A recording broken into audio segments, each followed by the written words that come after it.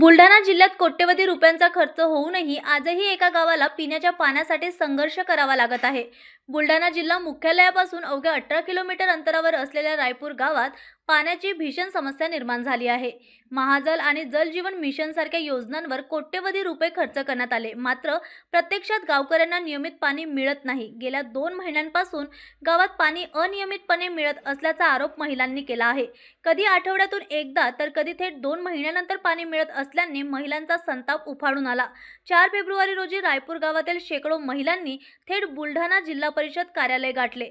ग्रामीण पाणी पुरवठा विभागाच्या कार्यकारी अभियंत्याच्या दालनात महिलांनी धडक देत आपली कैफियत मांडली। 8 दिवसाआड तरी नियमित पाणी द्या अशी ठाम मागणी यावेळी महिलांनी केली।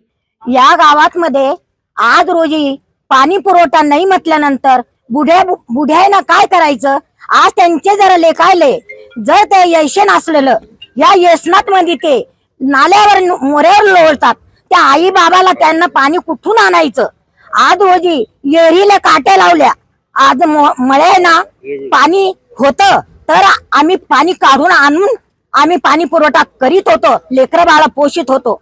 आज त्यांनी कुपाट्या लावल्या, त्यांनी माळवे काढून राहिले, गहू भिजून राहिले, कुपाट्या लावल्यावर आम्ही पाणी कुठून आणायचं? या गावाला कुठं हापशी नाहीये, या गावात म्हणजे गल्लोगल्ली नाही हिंडा तिथं हापशी नाहीये। आम्ही हापशीहून पाणी आणलं असतं, आम्ही एका लेकराला 5-10 रुपये देऊन आम्ही हापशीचं पाणी आम्हाला तयार केलं असतं की चला ह्या लेकराला 5 रुपये देऊ आणि हापशीचं पाणी आणून आपल्याला